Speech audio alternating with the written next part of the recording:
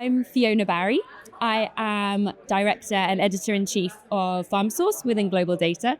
So we're a company that provides data and analytics on the pharma industry, and I specialize in covering contract manufacturing. I think it all comes down to patient access, and we've been talking about that for quite a few years in cell and gene therapy, and usually we talk about problems with pricing and reimbursement, which is definitely still an issue. But one of the things that a lot of people are saying to me is that for access, we also need to improve manufacturing a huge amount. I've been hearing from a few different people, including one of the panels this morning, the number of patients who drop out while they are waiting for a cell and gene therapy. And it just needs to be improved, the manufacturing and the supply chain. So the good news is people are definitely working on it. I've been speaking to a lot of passionate people here. One of the main ways that they're looking at doing that is through decentralized manufacturing, which can mean a whole load of different things. It could mean even bringing the manufacturing all the way to the patient bedside in the hospital, which would be fantastic because then you're not having patients having to maybe go move to another city for maybe 6-8 weeks while they get their treatment.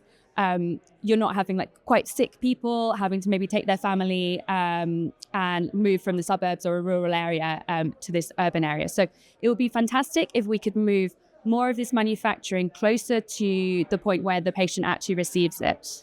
But for that to happen, a whole load of other things have to happen first. So are we going to see automation or more automation, I should say, or we currently have some closed systems for manufacturing, which means you kind of have your manufacturing happening almost like in a box. But there's a whole load of improvement that could still be made there. But yeah, when I've been speaking to experts about this who are working on it, they're saying that it's really a question of just what we're going to be seeing in a couple of years, not decades.